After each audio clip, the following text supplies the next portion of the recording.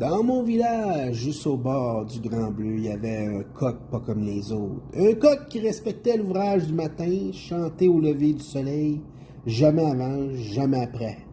Lui, c'était pas un insomniaque, c'était un professionnel. Bert, le coq, il prenait son rôle au sérieux. Mais cette nuit-là, il y avait de l'inquiétude dans l'air.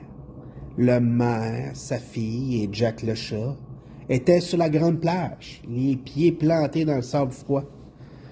Le phare brillait bien, fidèle comme un vieux loup de mer, mais il n'y avait rien à l'horizon. Pas l'ombre d'un mât, pas le reflet d'une voile.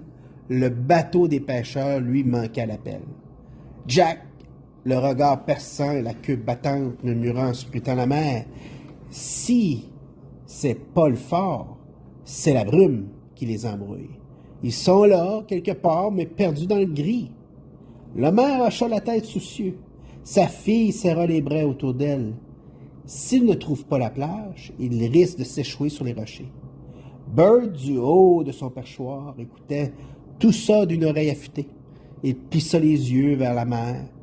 Les vagues s'étiraient sous la lune comme des bras fatigués. La brume, elle, dansait, cachant toute la route au marais. Un coq, ça chante pour le soleil, pas pour la lune. Mais Bert, lui, savait que c'était pas le moment d'être têtu. Alors il gonfla ses plumes, argenté d'une grande inspiration, et lança son chant le plus fort. Un chant au réveil les étoiles, un chant qui fendait la nuit comme une boussole sonore. Et là, dans le lointain, un cri de joie. Il avait entendu, un à un, le villageois courut sur la plage. L'ombre du bateau apparut, contournant les récifs, suivant la voie du coq gardien, comme on suit une lumière dans le noir. Puis, doucement, la coque du navire vint effleurer le sable, portée par les marées. Les pêcheurs sautèrent à l'eau, riant, s'embrassant, pleurant d'avoir retrouvé la terre ferme. Bert, lui, redescendit de son pêchoir, secoua ses ailes et retourna se coucher. Parce qu'un coq, ça respecte l'ouvrage.